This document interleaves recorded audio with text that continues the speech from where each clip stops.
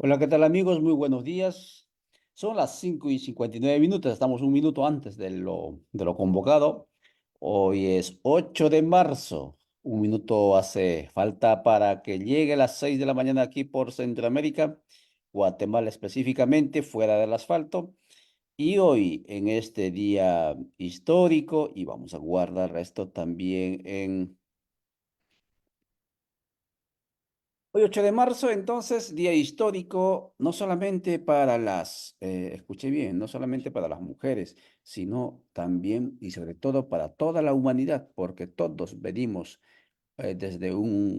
unidos en un ombligo y nacimos de una mujer y todos llevamos en nuestro ser parte de la identidad femenina y lo que ocurre y sufren nuestras compañeras, madres, hermanas, hijas, abuelas, nos afecta y nos debería afectar, interpelar también a todos los humanos, seamos o no mujeres.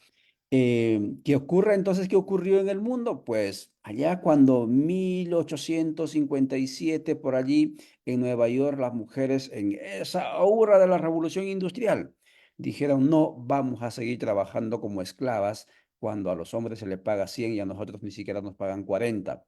Estaban peleando mínimamente superar, por lo menos en el ámbito laboral, ciertos derechos. Y así fue como fue avanzando esta lucha, un momento histórico, por ejemplo, de la lucha de las mujeres.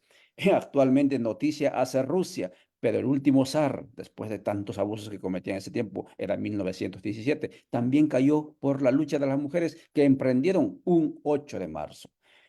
Tuvo que correr mucho tiempo, amigas y amigos, hasta 1975 por ahí, cuando recién lo que se llama las Naciones Unidas, cada vez más venida menos, estableció como Día Internacional, Día Mundial del Derecho de las Mujeres, el 8 de marzo. Desde allí entonces se celebra a nivel de lo que se llama el mundo occidental y cada vez más también a nivel de otros ámbitos del planeta. 8 de marzo como Día Internacional de las Mujeres. Así es que es tu tarea, es mi tarea educar en la conciencia de los derechos y oportunidades de las mujeres. Si tienes hijas, acompáñalo hoy, motívalo para que, por más que estén en escuelas evangélicas, a mí me gusta mucho y les comento, mi hijita de 9 años me dice, papá, mañana voy de lila, pues te vas a llevar con tu bandera de Palestina. Muy bien, Palestina no puede estar ausente en esta lucha de 8 de marzo, porque también las mujeres en Palestina están viviendo una suerte de genocidio.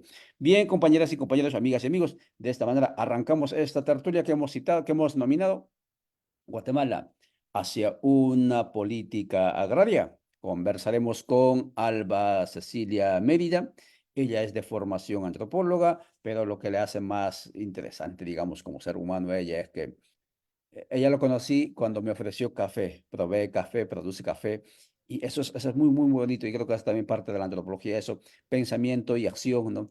Calle y libros, lo que va haciendo al ser humano, y de eso reflexionaremos con Alba Cecilia. Adelante, por favor, Alba, te estamos viendo ya en diferentes partes de latitudes del continente, pero también en Guatemala. Salud de la audiencia y comenzamos de esta manera. Bienvenida a la Radio Victoria, la voz de los pueblos.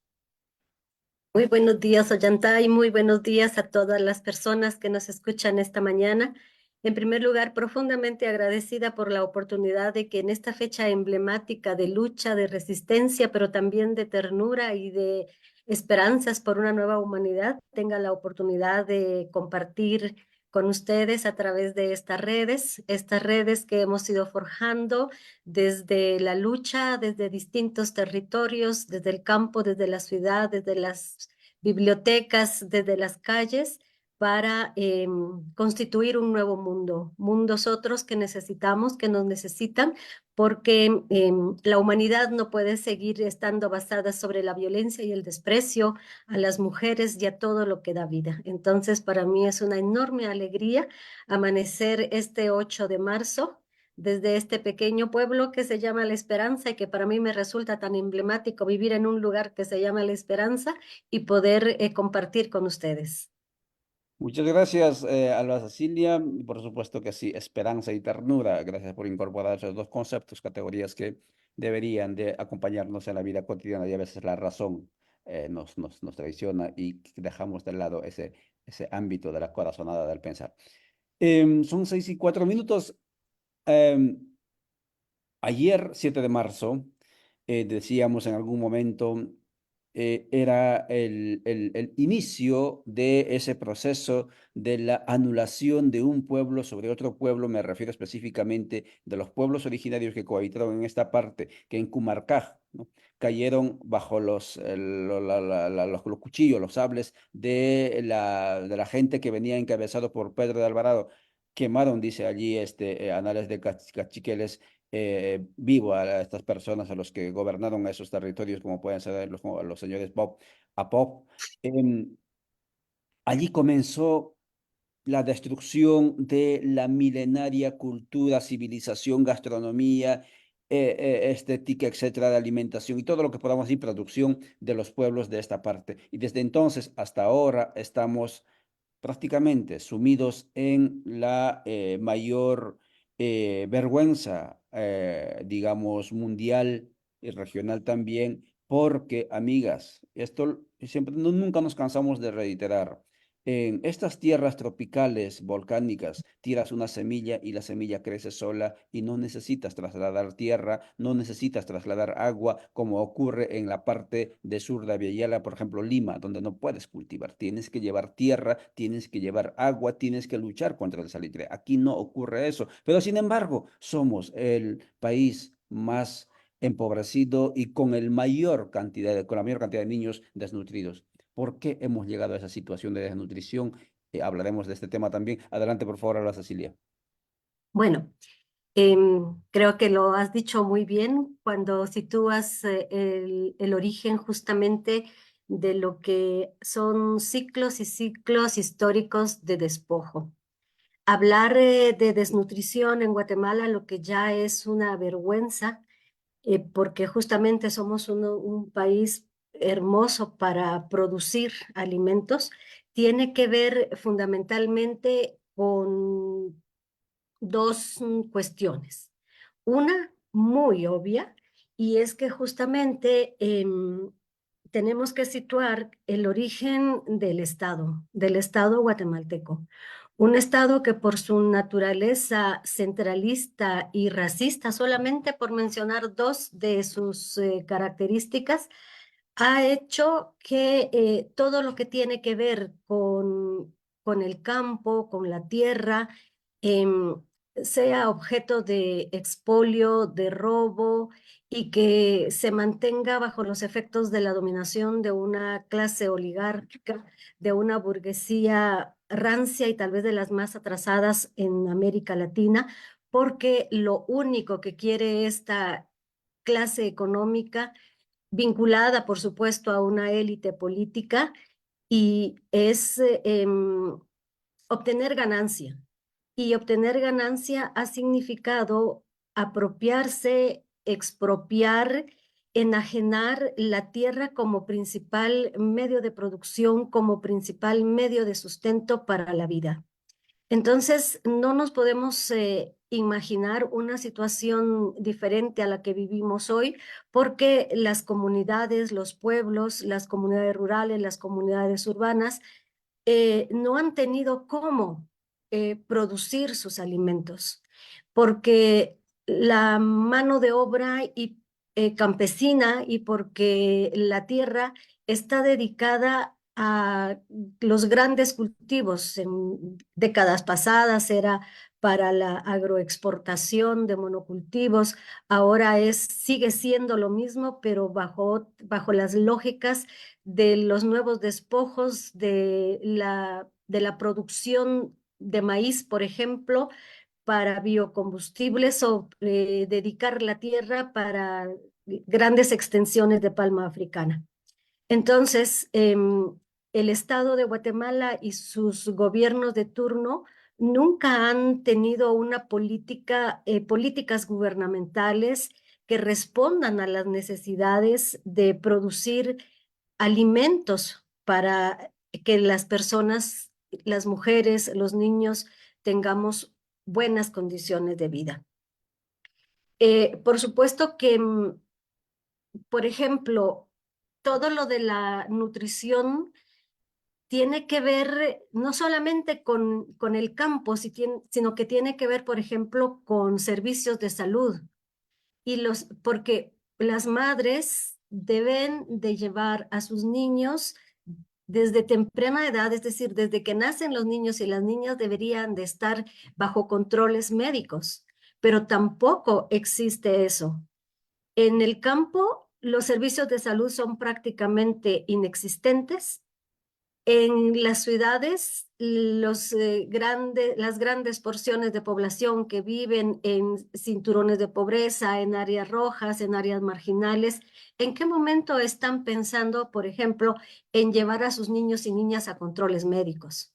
Si atravesar una calle, una colonia situada bajo redes criminales implica que posiblemente antes de llegar al centro de salud la madre sea violentada. Bueno, entonces hay muchas cuestiones políticas alrededor de por qué no hay suficiente comida y comida de calidad para alimentar a los niños y a las niñas. Eh, entonces, tenemos que ver el origen del Estado, tenemos que ver el sistema económico que es de un capitalismo dependiente, bárbaro, explotador, y también tenemos que ver cómo incide en la hambruna, la desnutrición y por supuesto en muchísimos problemas sociales que afectan nuestras vidas como pueblos también un sistema político. El sistema político que lo que hace es enderezar cada vez más a los partidos políticos como empresas electorales, empresas que persiguen asegurar la llegada de diputados y diputadas para el expolio del dinero público que debería de estar destinado justamente a construir condiciones materiales, como es infraestructura médica, como es dotación de insumos para el campo, para poder producir. Pero todo eso en este país es inviable porque se mantiene, el problema de fondo es la tenencia de la tierra. Y sin tierra no hay campo, y sin campo no hay comida, y sin comida hay desnutrición. Recientemente, la semana pasada, los compañeros de la Asociación Civil El Observador publicaron un informe que analiza si hay o no hay efectos o si ha habido algún impacto de lo que Alejandro Yamatei, el expresidente de Guatemala hasta este 14 de enero, llamó la Gran Cruzada Nacional por la Nutrición. De manera sucinta, el informe al final dice que no hay ningún impacto, que no hay ningún efecto, aunque puedan haber mecanismos legales, aunque puedan haber algún tipo de institucionalidad que está interviniendo en la atención a la desnutrición, lo que afecta lo que afectó a esta campaña es los altísimos niveles de corrupción que prevalecen en el país. Entonces, el dinero que ha estado destinado, por ejemplo, a los comedores solidarios, se diluyó entre alcaldes y empresas privadas que monopolizaron el servicio de los comedores solidarios. Pero además, en atender todo lo que tiene que ver con la nutrición, por ejemplo, en este caso, implica la intervención de los ministerios, desde el de salud, el MAGA, MINECO, el MIDES, implica la intervención de secretarías presidenciales y todos ellos han estado cooptados por la corrupción. Entonces, hace falta todavía discutir mucho, visibilizar mucho cómo el dinero se pierde en el camino y nunca llega donde tiene que llegar para atender problemas de origen estructural, de raíces históricas. Muchas gracias, Cecilia, por esa contextualización en ese marco histórico y también coyuntura que nos planteas del por qué siendo los países, los pueblos, por decir un concepto altamente soberanos en la Mm. alimentación y su gastronomía, llegamos a ser los nichos sociales más hambrientos o condenados a la hambruna y cada vez más creciente porque el corredor seco y la desigualdad, por más que lleguen algunos dólares por la remesa, va a seguir Mm. afectando a las poblaciones originarias indígenas y lo reflexionamos en este marco 1524-2024, en ese arco histórico. Estamos conversando con Cecilia, ella les indicaba, ella es investigadora, pero también productora. Importante abordar hoy, 8 de marzo, el tema agricultura, el tema de políticas posibles, políticas agrarias en Guatemala, porque recuerde bien, como muy bien dijo Alba, quien tiene que resolver en buena medida la situación o la necesidad de la alimentación son las mamás, y en buena medida ellas tienen que decir también desde el campo su verdad, su propuesta para definir políticas agrarias. Pero además, tenemos que indicar que, según investigaciones, apenas el 8% de todos los propietarios del país Mm. son mujeres. Ujú. Y es tradición también, mala tradición, pero al final, al fin y al cabo tradición, que en las familias indígenas incluso las mujeres son las que menos tierra reciben porque el argumento es que el yerno o el marido con quien se case posiblemente lo va a despilfarrar y por lo tanto los padres lo que hacemos es entregar la tierra a los hijos y no a las hijas, en este caso a las mujeres. Triste realidad, pero desde allí estamos hablando hoy 8 de marzo. Em, Apelando siempre a tu conocimiento, Alba Cecilia, políticas agrarias se relaciona directamente con reformas agrarias que se emprendieron allá 1900, a partir de 1950, 60, ya en Punta del Este, en la reunión de la OEA, dijo Estados Unidos, vamos a montar programas de reforma agraria porque los comunistas quieren llegar aquí, y así fue como nos ilusionamos en el Perú, vivimos el 69, una reforma agraria potente, como se decía. Eso influyó también en Honduras bastante, pero al parecer eso no resolvió prácticamente nada. Y si vemos Perú cómo está el tema del acceso a la tierra y el tema de la alimentación, estamos igual o casi peor incluso en cuanto a acceso a tierra que en Guatemala. Y en Guatemala ni hablar en la situación en la que estamos.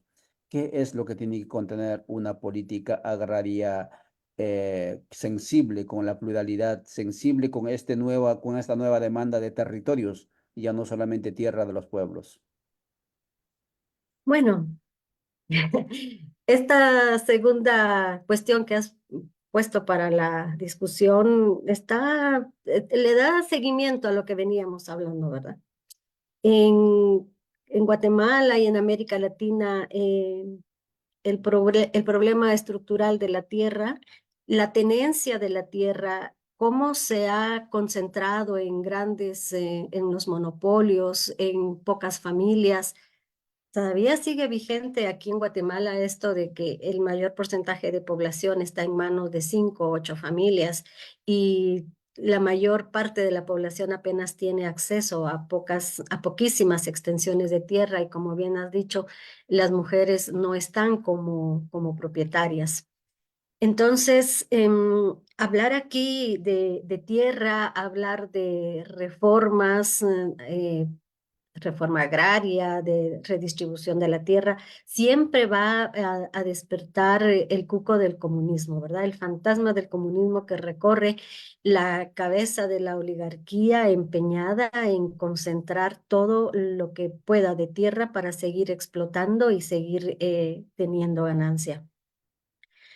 Yo pienso que para hablar de políticas agrarias o de qué mecanismos legales nos deben de llevar a repensar la tenencia de la tierra, debemos de partir, por ejemplo, de qué se produce en el campo, cómo se produce, para qué se produce y para quiénes son los excedentes que generan la producción. Obviamente que hay una gran diferencia entre producir maíz criollo nativo, que producir maíz transgénico, ¿verdad?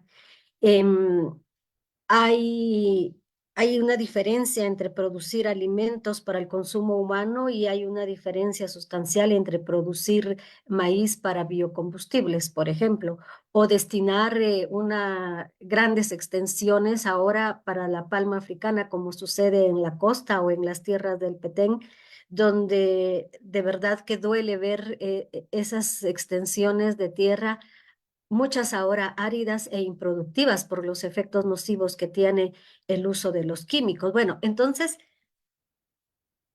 para mí, y viendo, por ejemplo, el acuerdo agrario que recientemente presentó el presidente Arévalo y que suscribieron 4 organizaciones campesinas aquí en Guatemala, creo que por principio nos tiene que llevar a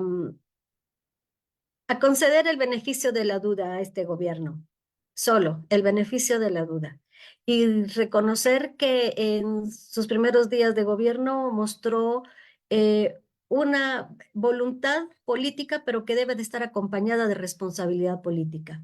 Porque si bien este acuerdo agrario, que para mí es ahorita una herramienta, eso, política y técnica, porque nos abre retoma algunos caminos para repensar la cuestión no de la tierra, sino de qué producir y cómo producir y qué institucionalidad es necesaria para hacerlo. Pero mientras no se discuta en el país, yo insisto, 2 cosas que ya he dicho. Una, la tenencia de la tierra y la interrelación de causas y efectos de por los cuales estamos en esta situación de empobrecimiento, difícilmente vamos a poder avanzar. Entonces, pienso que, por ejemplo, en el acuerdo agrario, en este del que estoy hablando, hay 5 líneas. Una es meramente técnica porque se refiere a mantener un espacio de diálogo entre el gobierno y las organizaciones campesinas, lo cual está bien. Pero las 2 líneas, que es atención a la conflictividad y acceso a la tierra, esas son fundamentales. Porque en el acuerdo agrario solo dice conflictividad y reconstrucción de la institucionalidad para lo agrario. Pero lo que no te está diciendo ese acuerdo es que en Guatemala la infinidad de conflictos que hay agrarios tienen que ver con el acceso a la tierra, la tenencia a la tierra, el despojo de tierras y la presencia de empresas extractivas que le están quitando a los pueblos, a las comunidades y a los campesinos la posibilidad de vivir, porque con cada proyecto extractivo que llega a cualquiera de los territorios, y Guatemala está atravesada de arriba a abajo, de norte a sur, por proyectos extractivos. Eso lo que está significando es la continuidad del despojo histórico de las tierras. Eso implica también dejar a las comunidades sin agua. Entonces, ¿cuál va a ser la respuesta del actual gobierno con respecto a la inversión extranjera en Guatemala? ¿Cómo se va a detener la conflictividad social si por cada demanda de tierra que hay encarcelamiento, criminalización, persecución, asesinatos de campesinos, de mujeres? Incluso han habido asesinatos de niños cuando se dan esos gravísimos conflictos sociales en las comunidades. Sí, acceso a la tierra está bien, pero para hablar de acceso a la tierra tiene que haber una institucionalidad pública fuerte, con claridad de cuáles son las causas de los problemas agrarios y en el campo en Guatemala. Hasta ahorita toda la institucionalidad pública está prácticamente desmontada, porque los últimos 3 gobiernos, desde Otto Pérez Molina hasta el de Alejandro Yamatei, tuvieron como propósito desmantelar todo lo poco que habíamos avanzado en materia de institucionalidad y que es producto de los acuerdos de paz. Porque para ellos todo avance que hayamos tenido y que sea resultado de los acuerdos de paz era recordarles que los pueblos, que las comunidades, que los movimientos sociales íbamos ganando espacios, íbamos recuperando espacios y por eso ellos siguieron manteniendo su política contrainsurgente y parte de esta política contrainsurgente ha sido el desmantelamiento de la institucionalidad para la paz. Entonces, pienso que política agraria tiene que pasar por repensar la tenencia de la tierra en este país, tiene que pasar por la responsabilidad del gobierno de turno para crear condiciones reales que permitan la discusión, tiene que pasar por finalizar la corrupción que atraviesa a las instituciones públicas y tiene que fortalecer a todos aquellos ministerios, principalmente al Ministerio de Ambiente y Recursos Naturales, al Ministerio de Economía, a, al Ministerio, bueno, todo, al MAGA, todos aquellos que están implicados en construir institucionalidad y condiciones.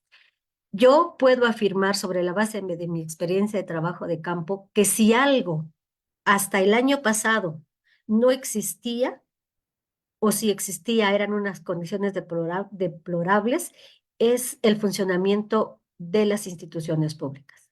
Entonces, aunque hubiesen algunos funcionarios que tienen cierto nivel de conciencia y compromiso con este país, no pueden moverse porque no hay ni siquiera recursos para gasolina para los vehículos, tinta para las impresoras, papel para hacer los oficios, dinero para transferir a las demandas de las comunidades. ¿Cómo? ¿Cómo vamos a avanzar en una política real, eficiente, efectiva, digna para este país si no hay institucionalidad? Y si no se escuchan también todas las voces, como tú dirías, desde el campo, pero las necesidades reales y sentidas de las poblaciones. Hola Cecilia, muchas gracias por plantearnos esos desafíos sin miedo, sin resquemor, esto de tenemos que tocar las estructuras de la tenencia y de la propiedad de la tierra en Guatemala. Y eso no es una cuestión, un capricho ideológico, es una cuestión existencial, porque fíjense, ningún país va a vivir exportando o importando, perdón, lo que produce, lo que consume, ¿sí? Lo que único que va a ocurrir es no solamente la desnutrición, sino también la violencia se va a imponer en el país por la comida, ¿sí? Y entonces tenemos que dedicar parte de los suelos fértiles de Guatemala para producir comida para el país y para los que necesiten comida en la región. Y para eso tenemos que cambiar esta conducta suicida de dedicar grandes extensiones o todas las extensiones de la tierra para los monocultivos, para generar biodiesel, etcétera. Tenemos que garantizar tierra para cultivar comida. Mis vecinos aquí abajo cultivaban todavía hasta el año pasado en tierra alquilada, obviamente, creo que daban como 800, 900 quetzales por una cuerda, es decir, 400 metros cuadrados de tierra para cultivar maíz. Este año ya no lo van a hacer porque la finca vendió a otra finca y esa finca nueva ahora lo que va a hacer es hule y luego vaca y luego entrará hule a esa parte. Ya no pueden cultivar. ¿Y dónde van a comer? Vamos a seguir trayendo maíz glifosato de México, ¿sí? De eso vamos a seguir consumiendo raíces cancerígenos. No lo sé, tenemos que repensar. Y aparte de la redistribución de tierras o acceso a tierra, y que el libre mercado no es ninguna solución, porque ya lo hemos visto esto del fondo de tierras, ¿no? Como mecanismo para acceder a la tierra, tienen que ser lo que decía Albacacía. Los otros elementos concomitantes, decir, que tienen que ver con la tecnificación, la educación, la formación y el financiamiento. Miren, amigos, aplaudo también yo y me alegré y con esperanza abordamos en la anterior oportunidad la línea de políticas, de intento, digamos, de políticas agrarias, acuerdos sobre agricultura con algunas organizaciones que el presidente actual hizo. Pero en ese documento no encuentras resultados, no encuentras presupuestos, no encuentras temporalidad. Y si no encuentras nada de eso, simplemente es un discurso, es una narrativa. ¿Cómo vamos a evaluar eso en cuestión de 4 o 5 años si no hay presupuesto, no hay tiempos, en cuánto tiempo se va a conseguir eso y no hay tampoco resultados medibles allí? Entonces hay que repensar esta cuestión. Finalmente, lo Cecilia, para no seguir abordando más de la cuenta de mi parte, son 6:28 minutos. ¿Qué rol deben de jugar las mujeres en el tema de políticas agrarias? A usted yo la conocí cuando me impactó cuando usted me ofreció café y me traje café y bueno, ojalá que pueda seguir usted proveyéndome café empaquetado. Em, ¿Qué tienen que ver ustedes en el tema de Mm. políticas agrarias en el país? Bueno, tenemos que ver todo, como en todo lo que tiene que ver con la vida humana. En este día sería un desatino histórico no reconocer el aporte de las mujeres al mantenimiento de la red de la vida, como decimos por acá. ¿Sí? Pero pienso que que la pregunta no es tanto en este momento qué tienen que ver las mujeres con las políticas agrarias, sino qué hacemos para que las mujeres estén en las políticas agrarias, pero que también estén reconocidas en sus comunidades, en sus familias y en sus organizaciones.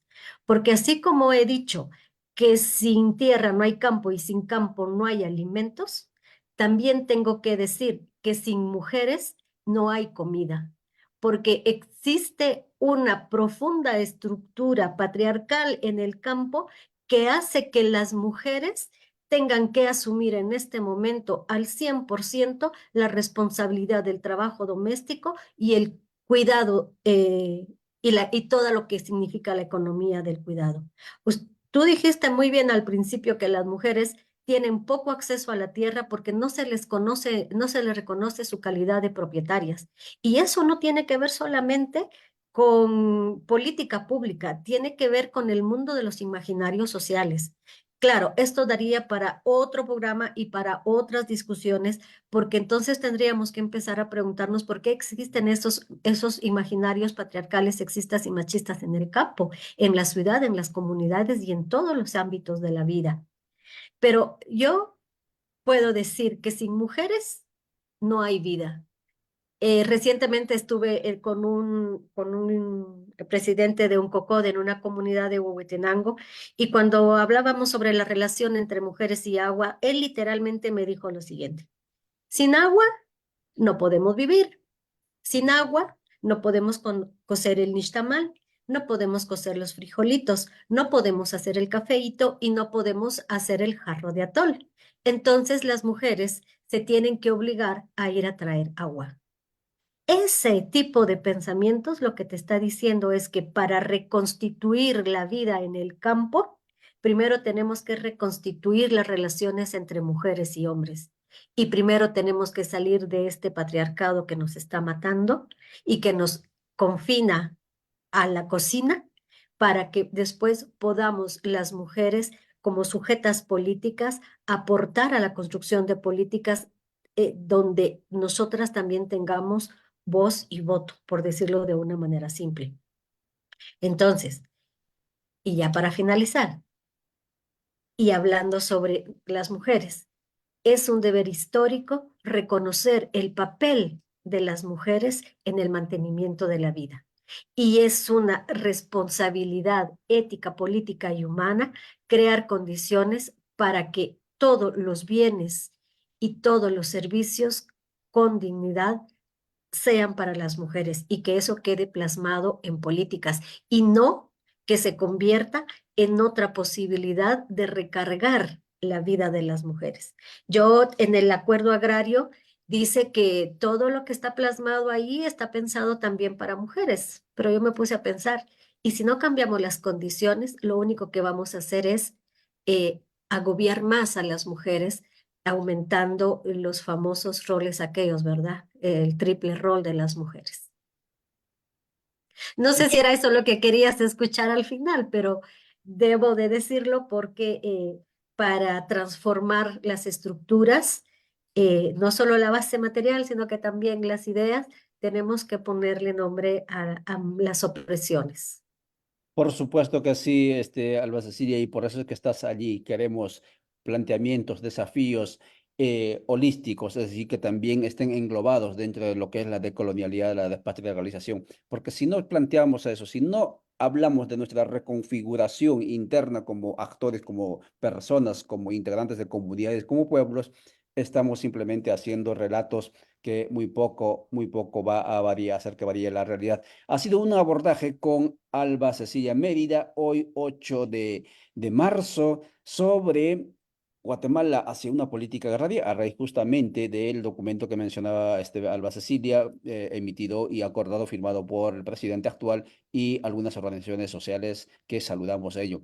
Saludamos también desde aquí a todas las compañeras mujeres que en Europa, escuche bien, en Europa, específicamente España, ya cumplió un mes de manifestaciones y desde el 2019 diferentes ciudades de Europa, campesinas y campesinos en las calles, luchando contra los acuerdos, digámoslo, abusivos proempresariales de Bruselas. Están pidiendo que se cambien las reglas de juego, que se cambie la burocracia allí y ojalá que haya sensibilidad también por los y las agricultoras en Europa. Y obviamente aquí por este lado también estamos en lo mismo. ¿Y por qué hicimos este tema hoy, 8 de marzo?